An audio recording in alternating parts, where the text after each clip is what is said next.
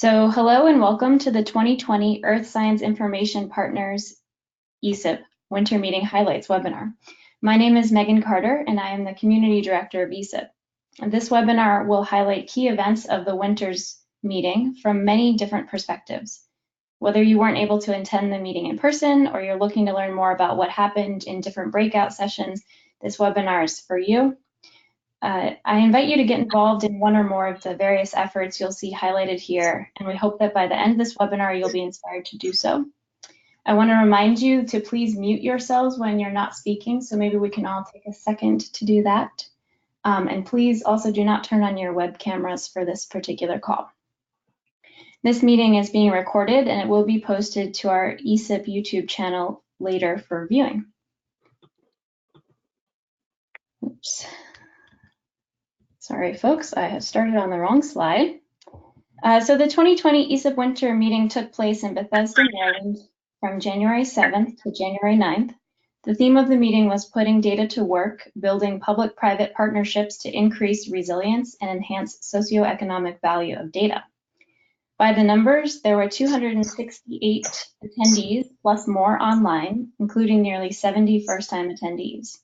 There were 9 plenary talks, over 50 posters shared, and over 40 different breakout sessions. Some of these sessions were led by longtime ESIP attendees and collaboration area leaders, while others, I'm very excited to report, were also led by first-time attendees and first-time session leaders. As you might expect, with these impressive numbers, a ton of content was generated for and during the meeting, and we're continuing to strive to preserve as much of it as we can. Our choices of meeting technology were very intentional to help make this possible. We have asked presenters to contribute their presentations and posters to the ESIP Figshare portal. You can use the URL on the bottom right of this screen to access the winter meeting content. From there, you can filter to show, for example, just the posters. You can also find and access content at the 2020 Winter Meeting Schedule site, which is this link on the bottom left. I prefer this method because you can find the session you're interested in, you can click on it, you can find the session description, links to presentations that are deposited in Figshare on the right there, a few takeaways generated by session participants, and a link to the recording of the session on YouTube. So as you can see, that there's a lot in one place. Of course, it's not too late to deposit your presentations in Figshare, and I highly encourage you to do so.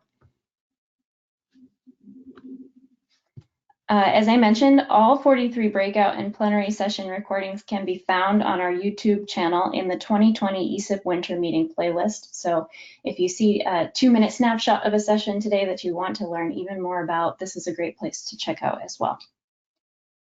So without further ado, we'll move into the plenary highlights, which will be given by ESIP's President Tamara Ledley and Executive Director Aaron Robinson. So Tamara, Aaron, feel free to unmute and start us off. Yes, thanks so much, Megan, and thanks everybody for being here. So as Megan mentioned, in this next section of the winter meeting highlights, we'll cover the plenary. And we've moved from having longer single plenary sessions to shorter plenary sessions each day. So Tuesday, the plenary focused on introducing the theme of putting data to work. Wednesday, we focused on ESIP activities. And Thursday, we dove into putting data to work as it related to disaster preparedness.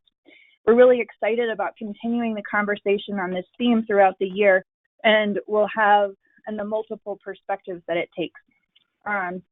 Tuesday and Thursday's plenaries were recorded, and unfortunately, I didn't record the state of ESIP on Wednesday, but the slides are available.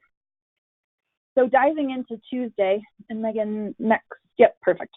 Nadine Alamé, the recently appointed CEO of the Open Geospatial Consortium, OGC, gave our opening keynote. And at this meeting, I think one of the things that having Nadine there highlighted was the visible and ongoing partnership between ESIP and OGC. She highlighted key strengths that the earth science community has brought to the standards development and evolution because we are experienced with complex data, being interdisciplinary by default, and having a good cadence between research and operations. Nadine then shared some perspectives from the aviation community, which is what she was most recently involved in before coming to OGC, and about the importance of building innovative partnerships across domain communities through standards. And then finally, she looked forward and I think really set the stage nicely for our second speaker of both the challenges and opportunities with new capabilities in AI, business opportunities, and the increasing diversity of data from a variety of sources. So Megan, next slide. Our second speaker was Paco Nathan. Paco is the managing partner at Derwent Inc. and is known as a player coach with core expertise in data science, natural language processing, machine learning, cloud computing, and has a long history in the tech industry. I think his plenary talk to me was really a whirlwind of bringing together lots of concepts that we've been talking about and that Nadine had laid foundation for in her plenary about the sound implications of AI and machine learning are having on science. And he talked about other domains, but I think there's a lot that we can learn from him on bringing his experience into ESIP. He focused on putting data to work with public-private partnerships and described the Coolidge initiative out of NYU that's been helping research projects share sensitive data across 30 agencies. And he described how through rich context, which is the little network map in the bottom left corner, that links metadata, publications, code, and tools combined with data stewardship and collaboration, where I feel like ESIP is really strong, that the data is more powerful and connected than ever. Finally, he concluded with how hardware is changing to support this evolution, and I think it was just a really interesting talk for us. The Tuesday plenary ended with a focus on the public-private partnerships, and we'll hear a little bit more about that from Carl when we head into the breakouts. But the highlights were that there were multiple perspectives on the development and sustenance of productive partnerships, and the panel included people from both private sector, Esri and Amazon, as well as the public sector with USGS and NESDIS, NOAA NESDIS represented. So that was actually, we should have gone to the next slide, Megan. So 2 slides. So moving, next slide. Moving to Wednesday, as I mentioned, Wednesday was a focus on ESIP business, and the morning plenary was the state of ESIP, where we released our FY19 annual report.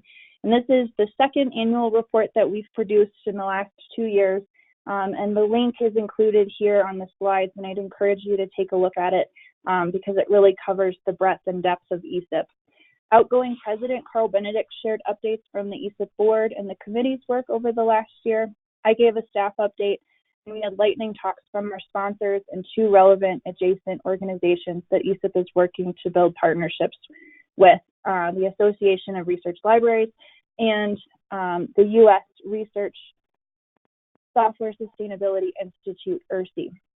I also want to note here that at lunch we recognized several in our community, and we'd like to congratulate again Yuhan Rao for being named the Catalyst Award winner this year. Danny Kincaid was our President's Award for her work with the Nomination Committee and the Council for Data Facilities.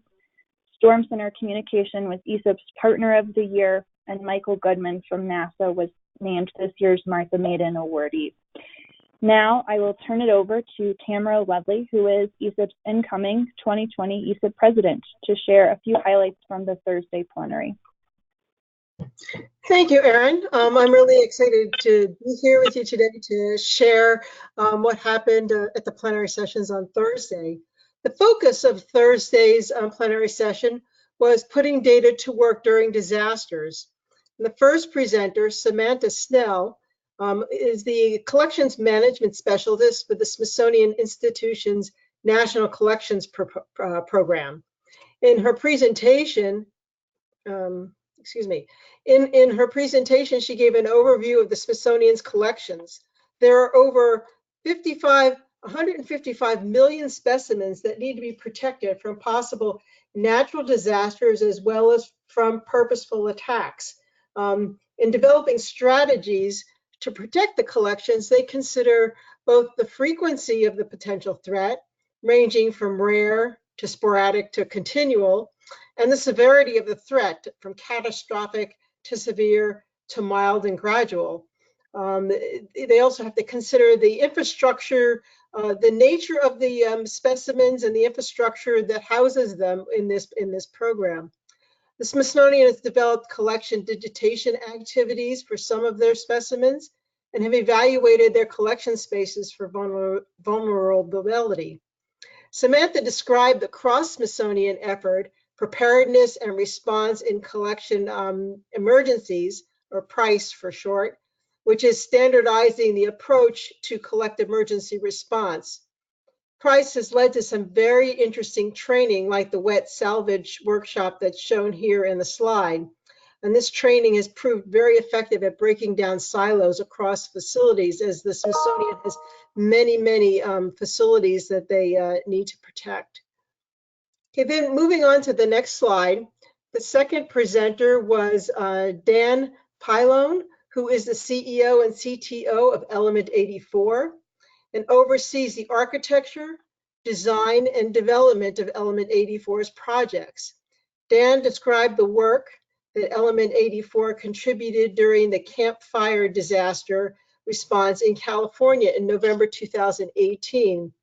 This disaster response linked together a variety of data sets from in situ to remotely sensed data coming from both NASA satellites, small satellites, and drones. The Snowball Edge devices that he talked about can provide local storage and analysis capabilities in the field and can link through cell phone 5G signals. Dan's key takeaways, and this was very striking to me, was that knowledge is key. So how do you get the information into the hands of those people who can act on it in an emergency situation? And two, that you get 15 minutes to explain how to use an application to stakeholders in field so they can effectively act on that in an emergency situation. And the matching of getting that knowledge to the people in the field and the fact that you only have 15 minutes to train somebody to use it is very striking. So we're looking forward to seeing this work continue to evolve. And now I will turn it back over to Megan or Erin. Yes, thank you very much, Tamara.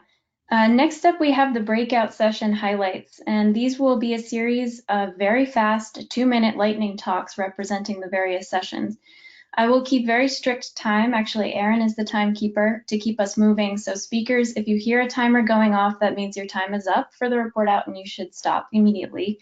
Again, this is one of the wonderful challenges of having so many volunteers for this webinar. If one speaker is highlighting more than one session, we'll have 2 minutes per session allowed, and you'll still hear that timer. I've asked each presenter to provide information on how to learn more and how to get involved so people can follow up. If you have questions, please type them into the chat box and we'll allow time at the end for questions if there is time left over. So we will start right off with our first presenter, Carl Benedict. And Great, thank you. I have to unmute myself. So yeah, the first session that I'm gonna provide a brief summary of was our breakout session that immediately followed the public-private partnership plenary, say that 3 times fast, in which during the plenary we had the opportunity to hear some exemplars from both private and public partnership partners. And then in the breakout, we wanted to actually identify some key areas of interest that we would have as many as 4 sub-breakout discussions around. We had a really good turnout. We had 31 folks come in for the breakout, and we had 21 responses to our call for different topics. We then selected the top 4 topics and broke out into individual discussions, and you can see some of the artifacts and conversations going on in the images on the right side of the slide. And you can see the topics that we ended up with included the focus on exemplars and the need for exemplars for effective partnerships, some of the challenges that we have around open and proprietary data, perspectives and needs from the public and private sector sides of partnerships, how citizen science can contribute to decision-making activities, and then related to the decision-making process, actually getting actionable data to decision makers, and how partnerships can support that. Basically, the outcome is that we're looking to form a cluster and working on the charter language right now, where we can have a cluster that focuses on high-level issues and then reach out to the other clusters for additional work. Okay. And then I guess the next one. So yeah, the second session that I was a part of is related to our work in the Data Management Training Clearinghouse. And this is a continuation of our conversation with the ESIP community around the skills and competencies for data stewards, and trying to continue to flesh out our understanding of what potential training needs and skills there are for folks that are supporting the research data activities, whether it's as sort of data librarians, data folks that are supporting the data curation process, and other related data support activities. One of the key characteristics that the ESIP community brings is the diversity of folks that are a part of the community, from our folks working in repositories, data scientists and researchers, application developers, and actually the large number of folks that identify themselves along multiple dimensions in those categories. And you can see sort of the breakdown just from the responses as a part of our survey that we did as a part of that breakout.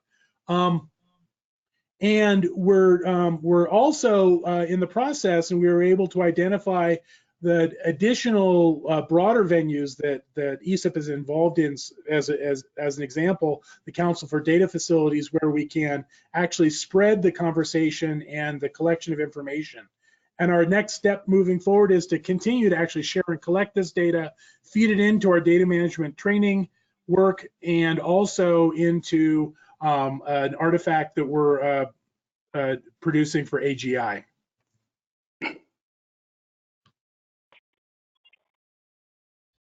Okay, you're doing great with your turn.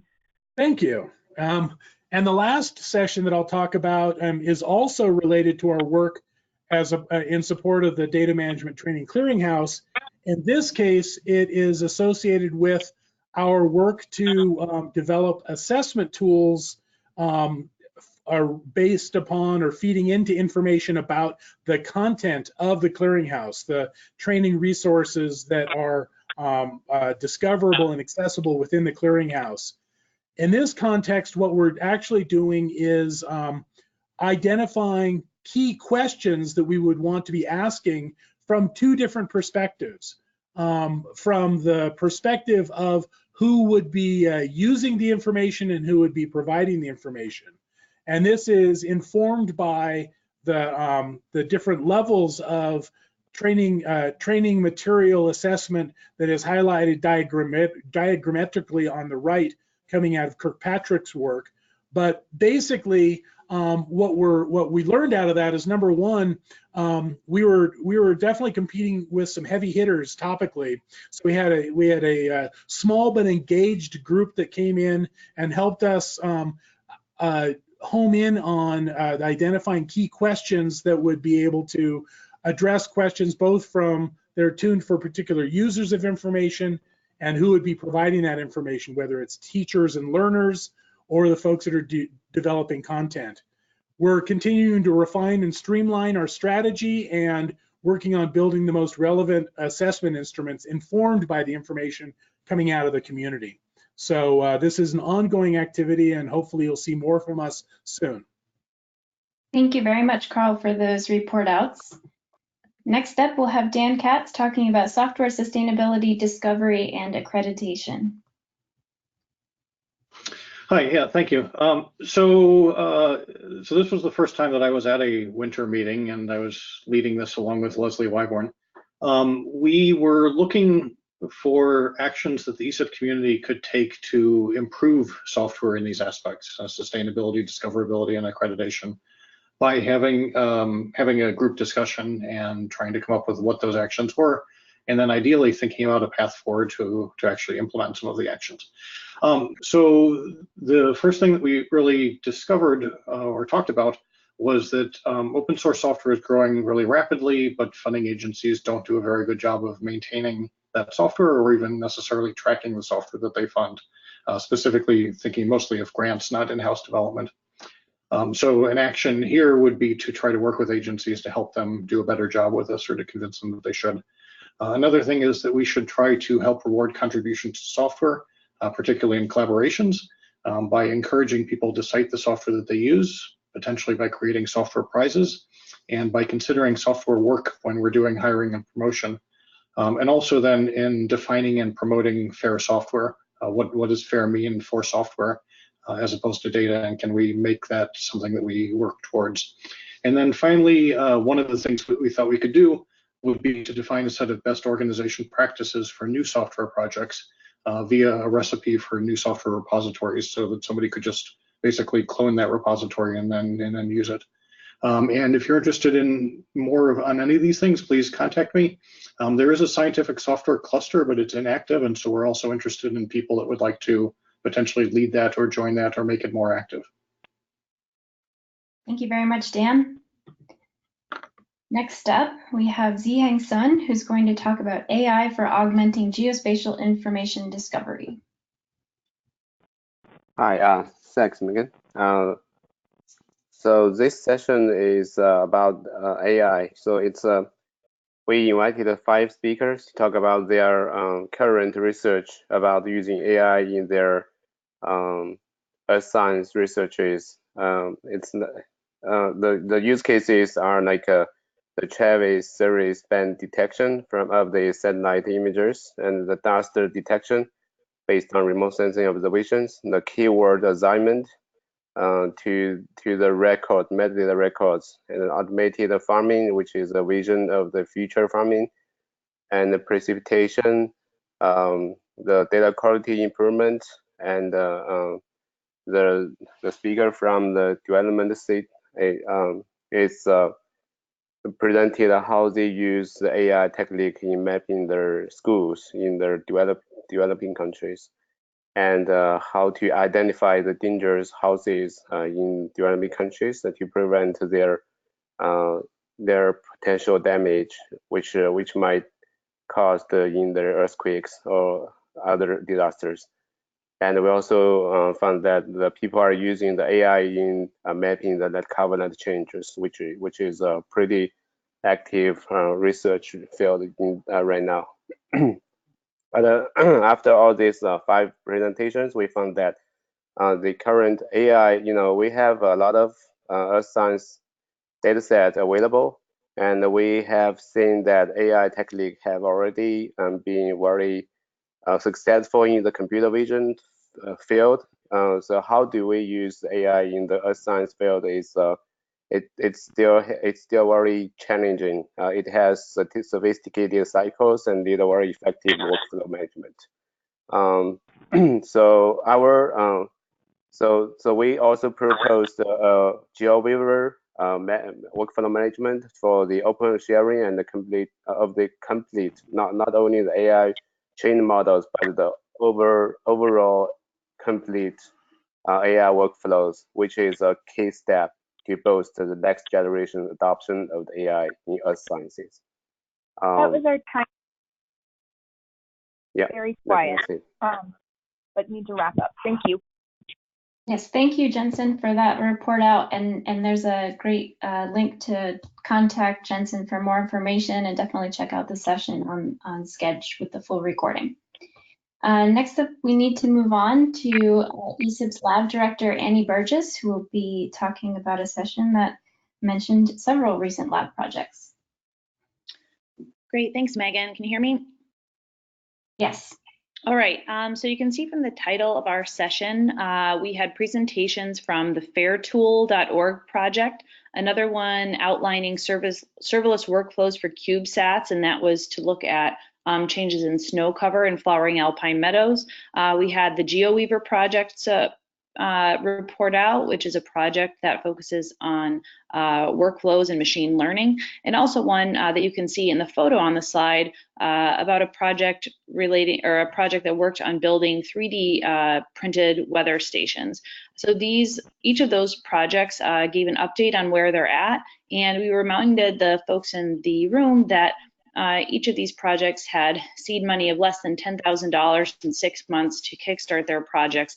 And really, they were incredibly impressive in what they were able to complete in that short period of time. So just a couple large-scale takeaways is that when we asked the projects what could continue to help these in terms of success and bridging to either future funding or next work, would be potential bridge funding to create documentation for enhanced use and reuse.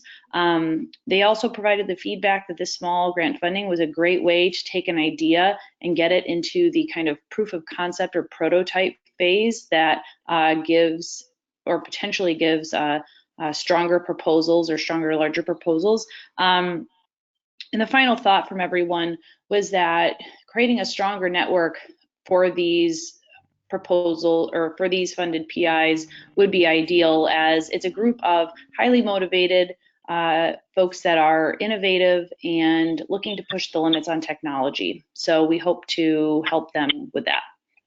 Thank you. Thank you very much. So next up, we had a slide submitted about putting data to work using OGC standards. This was from Ingo Simonis, and I'm not entirely sure whether we have them on the line.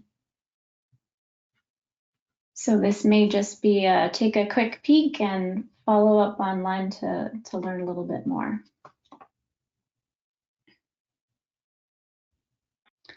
All right, and surprise, surprise, we have a second one of those. Dave Blodgett submitted a slide on advancing data integration approaches for the structured data web, and this was actually meant to encompass a couple of sessions that he led. And he had asked his colleague Irina Bastrakova to potentially hop on the line and present, but I'm not sure we have her either. So this was one of the more widely attended sessions at the winter meeting, and I encourage you to, again, check the Sketch page to learn more about what happened there. Now we will move on to our live participants. I'd like to introduce David Maroney, who will highlight the session, Bringing Science Data Uncertainty Down to Earth, Suborbital, In Situ, and Beyond. Okay, thank you. Just want to confirm if you can hear me okay? Yes. Okay, thank you very much. So this session was convened as a follow-on to the work that the Information Quality Cluster, hereafter referred to as the IQC, had just wrapped up this past November with the Figshare publication of the white paper entitled Understanding the Various Perspectives of Earth Science Observational Data Uncertainty. So you can see a link to that DOI on the bottom of the slide. That'll take you to the full paper. But I'll also state that while I was the lead organizer of this session, the session would not have been possible without the co-organization provided by Rama, Peng, and Yakching Wei. So while the paper, you can see the link at the bottom of the slide here, is available, you can read that in full. I will say that in surveying the 18 co-authors and the 68 cited references, that this paper may be actually regarded as the first comprehensive review and exposition of the uncertainty quantification and uncertainty characterization, hereafter referred to as UQ and UC respectively, from the perspectives of Earth science observation through a variety of perspectives that span multiple use cases, science disciplines, and domains. Some domains of Earth science observation lacking from this paper were with regard to in situ and suborbital types of observations. The term suborbital is often used interchangeably to refer to observations from aircraft that fly at altitudes below low Earth satellite orbit. With these knowledge gaps in mind, this session was honored to have Fred Bingham, a professor of physical oceanography, professor and a physical oceanography researcher from University of North Carolina at Wilmington, who is also the project data manager for the submesoscale ocean dynamics experiment, also known as S-mode, who spoke with regard to the unique challenges of UQ and UC presented by both airborne and surface-based in situ observations, primarily from the lens of the upcoming S-mode mission, which is one of NASA's Earth Venture Suborbital or EVS missions. The lower diagram that you see to the right comprehensively captures the complexity of the types of observations, variety of platforms, coverages provided by one of the key campaigns of S-mode. One of the biggest lessons learned, I would say, from S-Mode is that traditionally the UQ and UC from in situ and airborne campaigns has been very ad hoc, but this is also learned from missions prior to S-Mode. So there's been some minimal standardization and pre-planning prior to these data collection and analysis of the data post-collection. So with S-Mode, yes? David, time is up, the 2 minutes, and I'm going to work on making my timer louder. 2 minutes is already up? Okay, I'll just wrap up by saying that Mikhail was our last speaker. Mikhail Kusela was our last speaker. So Mikhail was the one that presented on the uncertainty UQ-UC from Argo. So I will wrap up by saying that both Fred and Mikhail both agreed to continue working very closely with the ESIP IQC. Thank you very much, David. It's nice to have such full sessions that they really are hard to encompass in 2 minutes. I know I've definitely given you guys a challenge here.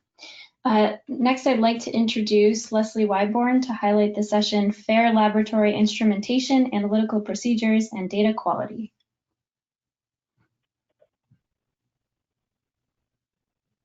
And Leslie, you'll have to unmute.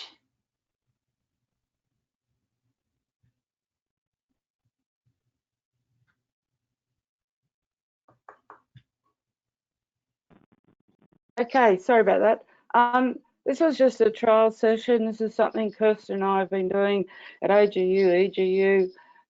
The geochemists, and I'm one, so I can say this, are a disgrace. They have no standardised way of analytical procedures or data quality.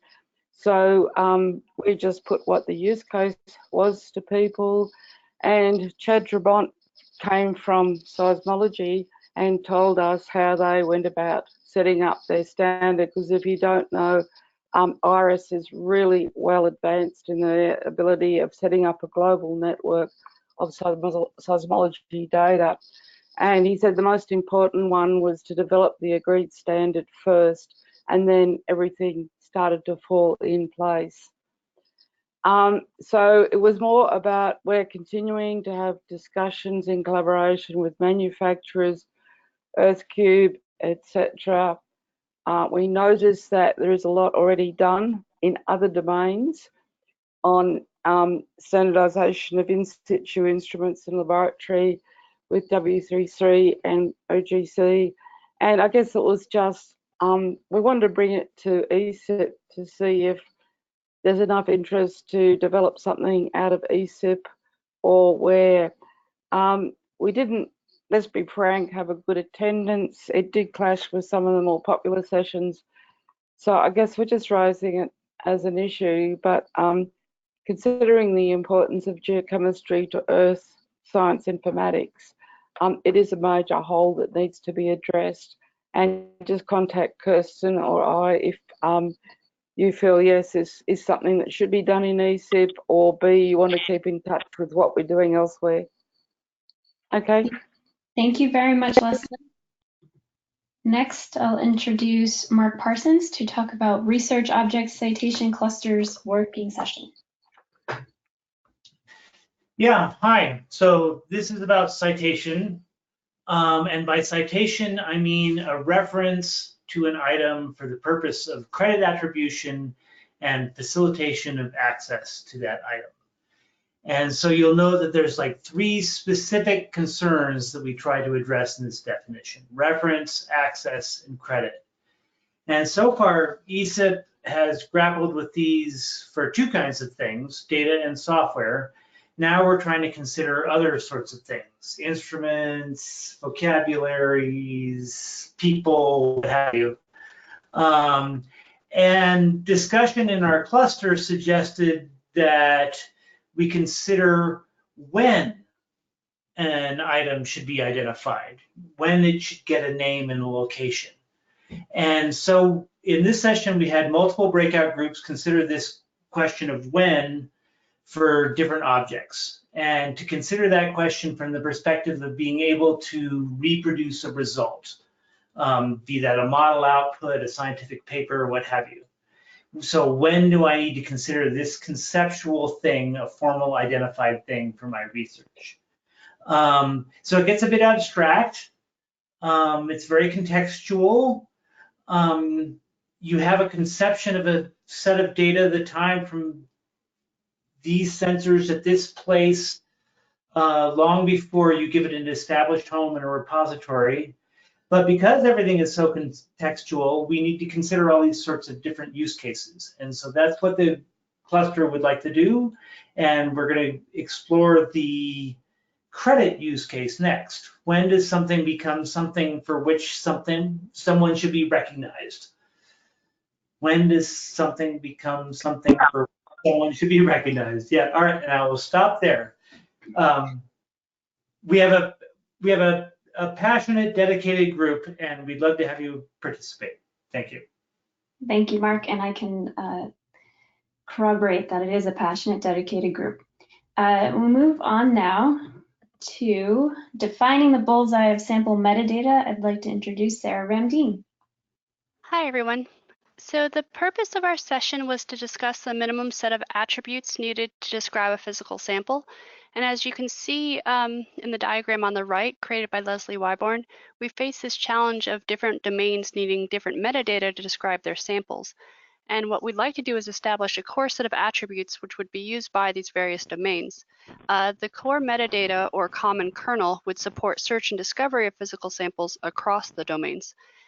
These domains would then develop their own specific outer rings of metadata to fit whatever their requirements are within their field and within their research. During the session, we had a really good discussion on crosswalks between various metadata standards. We also discussed the minimum attributes needed, and a decision was made to focus on the top level CSAR metadata fields as a base. And you can see that in the center image here, that list of fields. There was also a recommendation to conduct a test to see how well CSAR's schema mapped to ISO. This conversation was continued at a USGS workshop held later in January. If we have a quick second, if anyone wants to chime in about that at the end of this. Plans are being made, though, based on the outcomes at that meeting to conduct a test on a small set of data from CSAR. And that leads to our final point. Should this conversation be continued within the ESIP community, and in what way? So we're open to suggestions or recommendations. We'll be continuing the discussion at the next RDA plenary, and you can find out more about the session and/or join the Physical Samples and Collections and Research Data Ecosystem Interest Group of RDA by following the link at the bottom of the slides. If you have any questions about the session at ESIP or the outcomes, please see our notes document, which are linked in the session description, or you can contact Kirsten Leonard or Leslie Wyborn. Thank you. Thank you, Sarah. Thank you, Sarah. Next up, we have Ted Haberman, who's going to highlight two sessions, the FAIR Metadata Recommendations and Identifying. Okay, hello everybody. The FAIR Metadata Recommendations session was an effort to continue to make progress on pulling together a set of FAIR metadata recommendations in multiple dialects. We had a lot of discussion about how we try and deal with metadata providers or data providers, and how we report measurements of fairness to them in a way that's useful for them and not depressing. So that's the public FAIR metric is the idea. That one's the open one, which is high level and simple and includes only items that everyone agrees on. Matt Jones showed some tests of ISO metadata and EML metadata from data one, and those results indicated the reusability is typically low or lower relative to findability and accessibility, but accessibility needs attention as it's hindered by broken or missing links. We talked a lot about the optionality of fields, whether they should be mandatory or recommended, or as I'm now using the terms, essential or supporting. And most everybody agreed that when you decide what fields are mandatory, you decide what metadata you get. So it's important to keep that in mind. Once again, the user interface must emphasize benefits. On the right, we have two pictures of sort of types of objects that we're testing various metadata contact for, and then down below are types of checks. Most of the objects are related to resources, and most of the checks are related to whether or not a metadata element is present. Once again, join the documentation cluster if you'd like to join this discussion. Okay. The second session I'm talking about is identifying ESIP. This is a report from a Funding Friday effort that started last summer for exploring the application of research organization identifiers for ESIP sponsors, members, and winter meeting participants. I created some wiki pages, and I should have the link on here, that describe the research organization registry and how one gets into it. I looked at names of ESIP members and names of ESIP sponsors and names of organizations from winter meeting participants and produced reports for all of those things on the ESIP wiki. On the right-hand side of this picture is sort of a leadership model. We know that finding people that are doing things well in an organization and then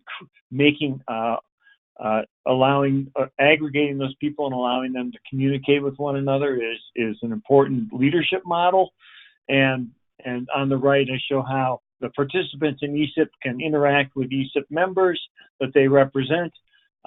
Many of those members also interact with sponsors, and those sponsors are in the U.S.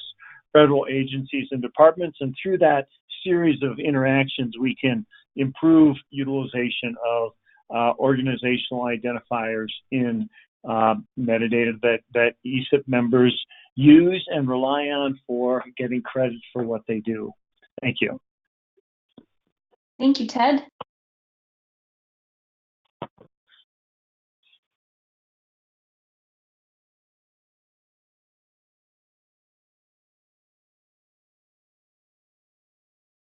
I was muted. Next up, we will hand it over to Catherine Kramer, who will discuss accelerating convergence of Earth and space data in teaching and learning through participatory design. Great, thank you, Megan and Aaron and everyone. Great opportunity to talk a little bit about this session. We were really thrilled with the opportunity to have it at the ESIP winter meeting. So this is work that grown out of NERIAD, which is the Network for Earth, Space, Research, Education, and Innovation with Data, that several ESIP members are already involved in, which is terrific. And the Education Committee, the ESIP Education Committee, really encouraged us to put in for this session, since the Education Committee has a goal of establishing a relationship with a group of Washington, D.C. area teachers that will not just be a one-off kind of meeting or professional development, but really a long-term relationship. And so this was kind of the start of that. And as you can see in the slide, what it was about really was identifying these very specific needs that teachers have in the classroom with having Earth and space science data tools that are accessible and usable. And these 6 teachers were tremendously engaged. They certainly believe that data are helpful in the teaching of Earth science. But they also wanted to be sure that we understood that there are significant barriers for Earth science teachers using existing tools in the classroom for engaging students with data. And just as a very quick example, unbeknownst to me, any app that has a blog cannot be used in many public school classrooms because blogs are not allowed for safety and security reasons. So out of this really fantastic conversation with the teachers, the group of us have decided we're going to seek funding, or we are seeking funding, to work very closely with the teachers and with tool developers to produce a guidebook to help these Earth science teachers and space science teachers with teaching tools that will be accessible within their classroom. And graphic over there on the right is one of the tools that they started to draw during the participatory design part of the session. Thank you, Catherine. Thank you very much. All right, so we will move on now to Yaxing Wei, who will be talking about the Citizen Science Data and Information Quality session. Thanks, Megan and everyone. This is Jiaxin Wei from Oak Ridge National Lab. I'm leading the information quality cluster, the IQC, this year together with Bob Downs, Gepeng, David Moroni, and Rama. And this was the second session that IQC conducted at the ESIP winter meeting. And its purpose is to kick off the discussion to broaden the scope of ESIP IQC efforts into the area of citizen science data and information quality. And following the hyperlink of the title of this slide, you can go to the detailed agenda page for the session, from where you can see all the 4 invited speakers and presentations given at the session, and also links to the slides of all those 4 presentations, which were uploaded to Figshare. So some key takeaways from this session include the quality assurance conducted in the GLOBE program includes standardized protocols, participant training, range and logic checks, and photo approval, and also lessons learned from NOVA citizen science case studies include keep it simple, pilot test early, combine manual and automated checks, engage volunteers with questions soon, and also ensure that citizen science data becomes community data. Participatory action research and community peer review could be some actions taken by the community. And also interoperable citizen science data for Earth Challenge 2020 and some potential topics for future IQC discussion, including assigning DOIs for citizen science data and assess the maturity of citizen science data. So you can find more information from the IQC wiki page from esipfed.org. And also please subscribe to our mailing list following the link provided on this slide. And that's it. Thank you. Thank you very much. So we'll move on actually to another citizen science session. We'll have Ruth Dorr just for that. Megan? Yes, Erin? Quick. Yep. Are people hearing that timer? I have heard it a couple of times very quietly, but I'm not sure. Are others hearing it? I could hear it just now. I mean, it was like going off pretty loudly here, but it seems like it's not getting heard over the phone. No. Okay. That's okay. Yeah, I'm not hearing a timer either. I will start a timer on this side. That's okay. Don't worry. Thank you. All right, Ruth, when you're ready, go ahead. Okay, can you hear me? Yes. Okay. So this is another citizen science session, basically looking at the challenges and opportunities, and basically was about exploring the ways open citizen science data sets are used in research and discussing what the challenges and opportunities were. And if you look at takeaways, basically what came out of this were that developing relationships between researchers and communities, making sure that it's really win-win for both sides of that equation, if you want to call it that. And even things like terminology matter when you're dealing with citizen science. And this is actually one of the slides that came out of a paper that was talked at in the meeting. And I think it's cute. And then the other issues that came out were that there are complex ethical concerns with all of the attribution, identification, credit, citation, and related things that are fairly complex, and that they need to be very clearly thought about when trying to deal with any kind of community or citizen science. Last but not least, of course, managing the processes used, the data that comes out, and the metadata that needs to be created for any of this kind of data is even more challenging than dealing with research data.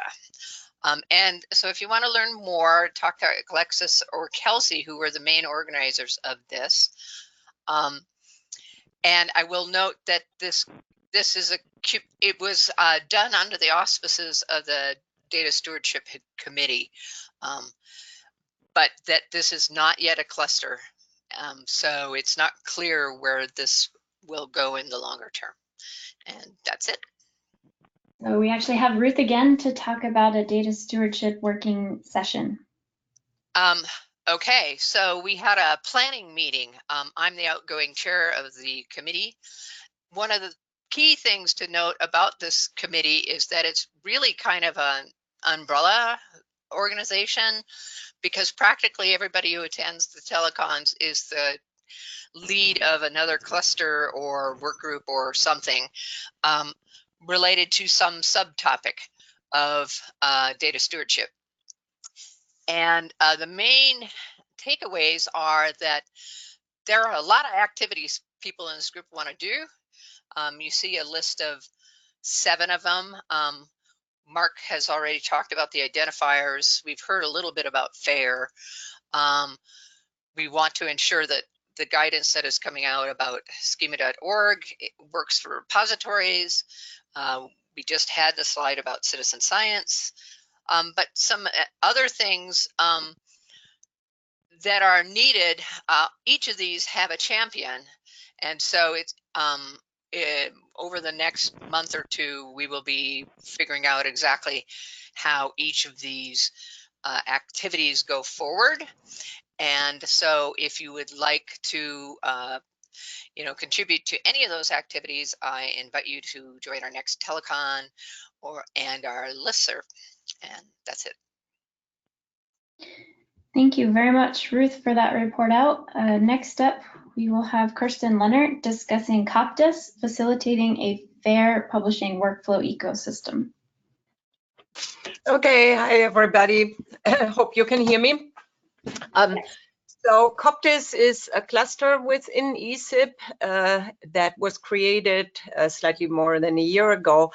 And Coptis is an effort to bring together Earth and space science publishers and data repositories to work on issues of publishing workflows, policies, and procedures.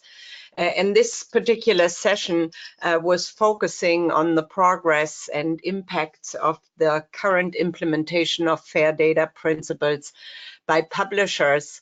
And I see that my slide is actually not complete. Sorry for that. There's a missing sentence.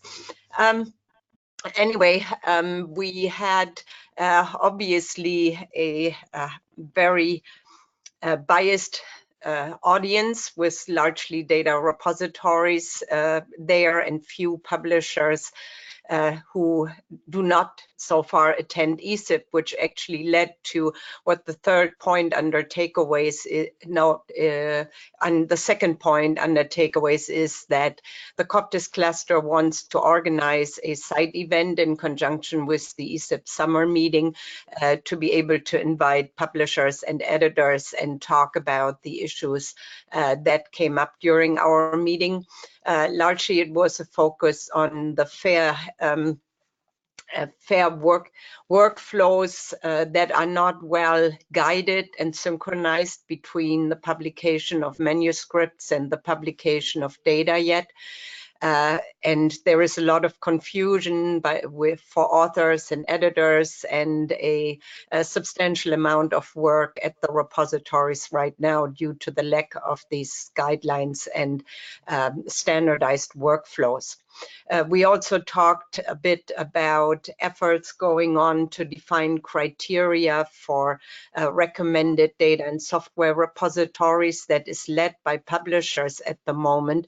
Shelley Stahl reported on that effort and really encouraged the repositories to provide feedback on these criteria and make their voices better heard. Coptis continues to meet at... I think we're at time. Okay, sure that's fine. Thank you, Kirsten. That was great. Next, we'll move on to Danny Kincaid, who will discuss the Council of Data Facilities General Assembly meeting. And Danny, you'll have to unmute, yes. Sorry, thanks, Megan. Okay, so really quickly, this is just the highlights from the Winter Assembly meeting. It's the semi-annual meeting of the Council of Data Facilities Assembly members. And there are probably too many updates to get through in this slide. So I've put the link to the meeting minutes in there, and you'll be able to see the updates that were given on, as you just heard, Coptis, some of the P14, P418, P419 activities with Assembly members, the shared infrastructure pilot activity, and among other topics that were discussed. So please, I encourage you to go check out the agenda, which has the minutes in it. As Kirsten alluded to, CDF, one of the outcomes of both the Coptis session and the CDF assembly is that CDF will be supporting the Enabling Fair Data Project and Coptis to host this webinar in February. And I can, for those interested, please contact me. I can send you the webinar links regarding this guidance produced by journals and publishers with respect to recommended repositories. So that'll be one of the topics, among others, on this webinar. And that's related to the draft that came out on this selection criteria for repositories. I've put in the Open Science Framework link there as well. And lastly, there are some action items that should go out to all CDF assembly members, but also people who are interested, who are connected to repositories. This is kind of a call to get involved in the Council of Data Facilities, as this summer, all of the offices, the 2 co-chairs and 3 at-large executive members slots will all be up for nomination, and you can self-nominate. I should have put Lynn, again, contact me if you have if you have desire to serve on the CDF, and I can direct you to Lynn Schreiber, who will be collecting nominations. And then lastly, the CDF is undergoing a charter revision, and there's a link to that as well, and comments are open until approximately a month before the next summer assembly call, which will also coincide with the ESIP summer meeting in Vermont. Thank you. Yeah, that's pretty much it. Did I make it, Megan? That was great. Thank you very much. You made it. Next up, we'll move on to one of our 2020 ESIP community fellows, Kai, who is going to talk about the schema.org session on developing a plan to govern science on schema.org. Hi, everyone. Can you hear me? Yes. Great. All right. Well, I'll be representing the schema.org community. And long story short, we're a new cluster. We only started in last August, so relatively new. And essentially, the cluster is just about trying to come up with basic governance standards and principles for schema.org in terms of environmental data. As some of you may know, schema.org is kind of a Google spinoff type thing. It's typically associated with Google, and it's often associated with commercial data products and data sets. What we're trying to do is bring earth science data, obviously, into schema.org and make schema.org accessible and work with earth science data. And so the kind of main advantage of having things work with schema.org, of course, is that it becomes discoverable on Google Dataset Search, but there's also a variety of other things that are benefits from it. So we also care a lot about the FAIR principles and are working toward that and working toward governance documentation. And we're kind of thinking about different ways of having different checks to, if you want findable data, here's like what you need to do in your schema. If you want findable and accessible, here are more checks. If you want it interoperable, here's even more checks you need to do. So we're kind of working on a variety of those things. So some of the take homes from our from the winter meeting were we worked on some GitHub workflows for publishing new releases. We decided on basically ways to link metadata records to data sets. And finally, we developed a plan to improve the guidance for describing a dataset license. So a lot of these things seem very banal, but again, it's a governance of schema.org thing. So this is kind of high level work in a lot of ways and very detailed at the same time. So yeah, if you want to learn more, we're always happy to have new people joining our cluster. Like we said, we're writing governance, but we're not the de facto experts. So anyone, please join. So you can contact Adam Shepard. He's the head of this. Here's our mailing list, which is available on the slide. And we have our bi-monthly meetings. Our bi-monthly meetings are they always occur on the first Monday at 2200 UTC and the fourth Thursday at 1930 UTC. And yeah, so please feel free to join our mailing list or come to our sessions, and we'd love to see you there. Thank you. Thank you very much, Kai. Next up, we'll have Dave Jones to talk about mapping data and operational readiness levels to community lifelines. Hi, thanks, Megan. This is Dave, and I thought we would use a lot of pictures. It's a lot easier on the eyes for this summary. We were pretty busy during the ESIP Disaster Lifecycle Cluster and during the ESIP Winter Meeting, where we kicked off the meeting by hosting the All Hazards Consortium GIS Committee meeting. And that included members from DHS, utilities, and the Disaster Lifecycle Cluster. Also, we know that research and science data is desired by decision makers, but these decision makers really need to count on that data. So the ORLs, or operational readiness levels, were a key component of the winter meeting this year and are very helpful to decision makers. Also, NASA data and products are being developed under the Applied Sciences Disasters Program. They may be very helpful to decision makers, and we think that we can speed that process up to evaluate the value of those products in the decision-making environment. We also had a poster. You can see Karen Moe, who's the co-chair of the Disaster Lifecycle Cluster there. She's busy explaining how ORLs can accelerate trusted data use to really drive decision-making. And we also met with NASA, the ESDIS folks, on a side meeting to see how we can sort of break the logjam to access more data to support decision makers and share that data through GeoCollaborate. We're getting a lot of success happening with that data sharing and collaboration platform. And by the way, that's something that we at Storm Center developed to really put people together to access and share data across any platform and put more data to work. And by the way, from one of the previous summaries, we're very interested to see how GeoCollaborate can be applied to classroom use to really enable students locally, nationally, and maybe even internationally to learn and think about GeoCollaborate. And it was really an honor to be part of the ESIP honorees to be Partner of the Year for 2020. So really appreciate that. That's it for me. Thank you very much. I really appreciate the report out on so much happening at the meeting. Next, last but not least of the breakout session highlights, we'll introduce Joseph Bell to talk about emerging envirosensing topics. Good afternoon, everybody. Yes, thank you. Fantastic opportunity. I was representing the envirosensing cluster. The cluster is led by Scotty Strachan and Renee Brown. The cluster meets on the first Tuesday of every month, and there's telecom information on the bottom right side of the screen. This was a really cool opportunity for me, and it was really a great group of folks that we had in the audience as well as speakers. We covered the gamut from point observations on the Earth to networking in space. So it was a really fantastic talk, and the way this session was set up was we had 4 speakers, and then we had opportunity for discussion. The discussion was great.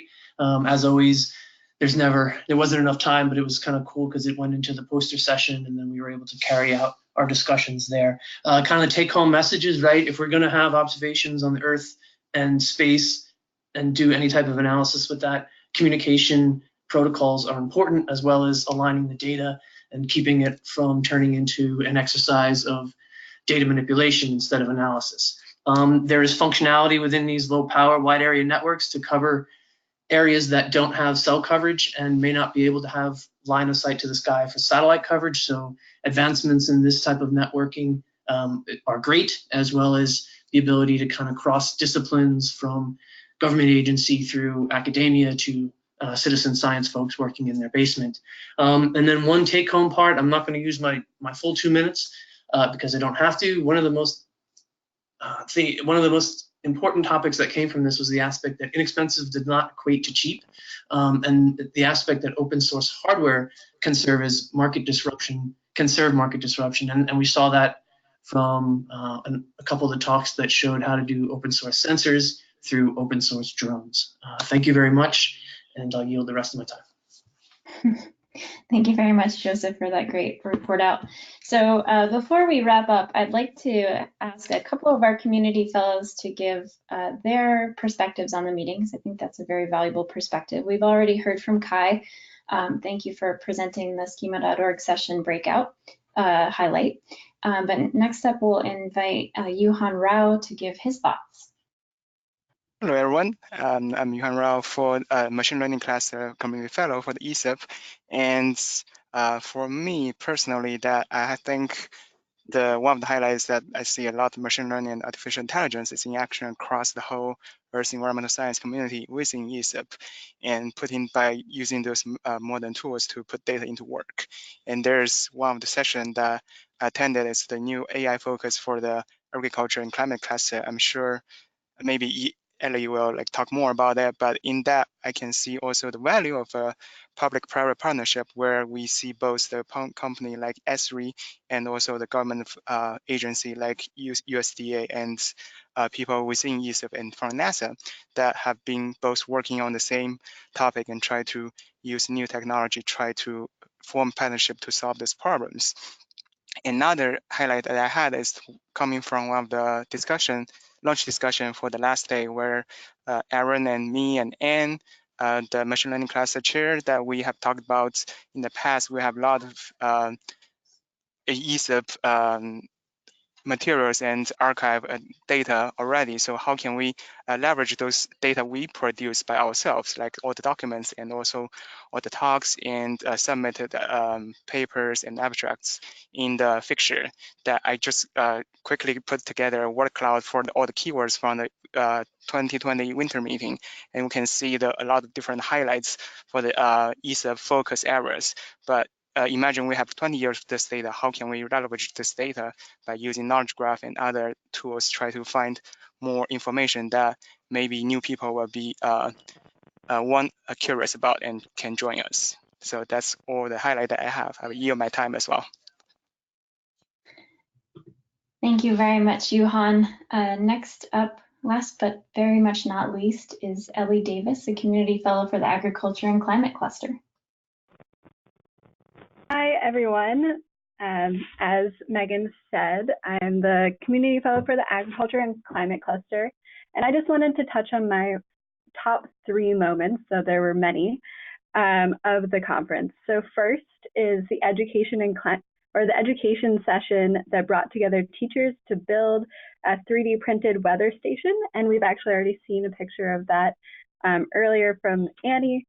And that was just a very inspirational session and very educational for me, and also definitely for the teachers. Seeing everyone put together that project was very cool.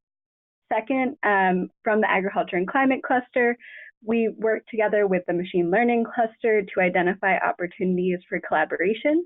And this was particularly interesting with the fact that we also did a session on fire and soil impacts, and the way that disasters and agriculture can align. And that led into my third section that I really enjoyed, which was the presentation from Element 84's Dan Pallone that highlighted this importance of rapid information sharing and training.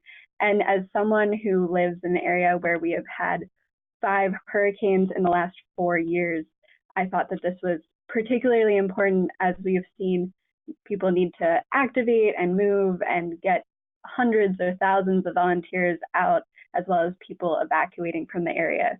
So I thought that that idea of 15 minutes, trying to bring together our trainings and our data and make everything accessible in 15 minutes is a really good goal. But like I said, all of these and many more moments were fantastic. I also did a lot of the tweeting for ESIP during the meeting, and some of your tweets were fantastic and funny and inspirational as well. So all of that brought together to make this my favorite ESIP meeting yet, and I look forward to seeing all of you in the summer. Thank you very much, Ellie. That was a great way to kind of wrap up these report outs. So we have a few minutes. We have quite a crew on the line right now, but I do want to leave a little time for questions. So maybe I'll wait a couple seconds. If anybody wants to unmute and speak up, or if you want to type a question into the chat box, we'd be happy to field it.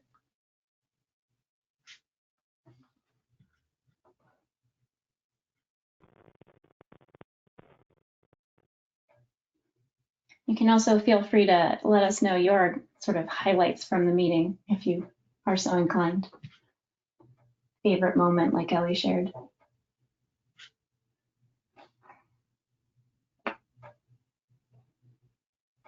So it looks like we have a question in the chat box about what sessions were not today. Megan? Yes? No. Oh, never mind. Okay, so we have a question about what sessions were not captured today. That is a very excellent question. I do not have a list of those that were not captured today, but given that we had about 24 session report outs, we definitely had the majority of them highlighted today. And you certainly can find out more about the rest on the Schedge site. Mark is asking, will the slides that were presented today be made available later? Yes. After this, they will be shared on the ESIP Figshare repository. I will also take this recording and put it on YouTube. And if you're signed up for the Monday Update mailing list, you'll get a nice link to all of these things in the upcoming Monday Update. Any other questions or comments? Hey, Megan, this is Ted. Yes. I made a comment during the last plenary, and I'll repeat it. I think that the co-location of the OGC Hackfest with ESIP was very interesting for me as someone who's gone to ESIP for a number of years and also gone to OGC for a number of years. And of course, various OGC people have been at ESIP meetings for quite a while, but this really brought together or brought a lot of sort of the hands-on OGC people to the meeting, and I thought that was a step in the right direction, since those guys are working on some very interesting APIs that I think are similar to ones that other ESIP members might want to be using. And then we also had the sort of outreach and brief presentations by Dan from ESIP and the woman from ARL, which are sort of two new groups that we're sort of maybe reaching out to and increasing interaction with in the future. So I think the growth of the extension of ESIP connections is super helpful for ESIP members. Yes, we're very excited by all the groups that want to co-locate with ESIP and want to get involved in one way or another. And that certainly, while I can't give you a list of all the things that weren't represented today, there are definitely some that are worth checking out.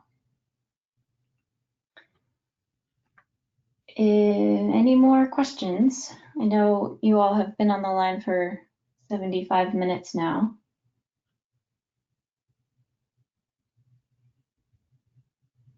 All right, well, I will move to just a couple of closing slides.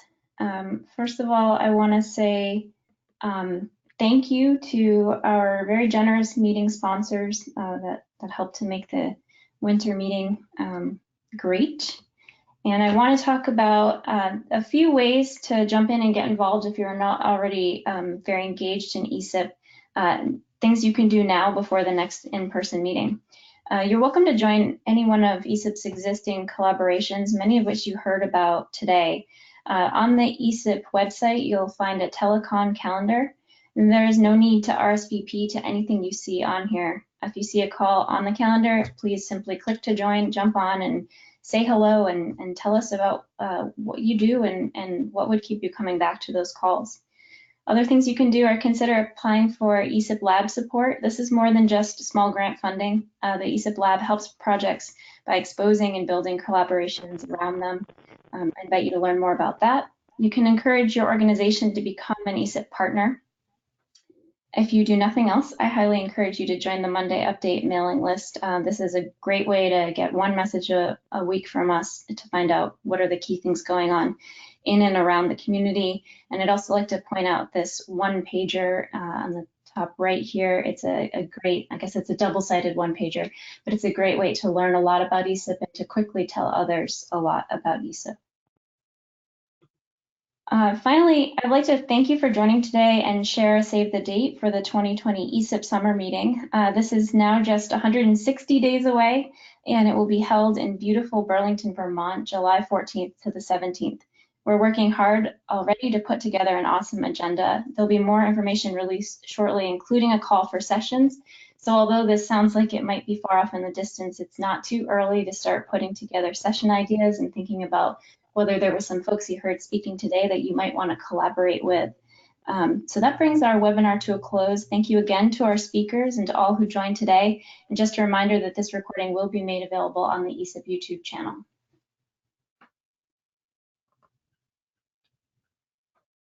Thank you, everyone.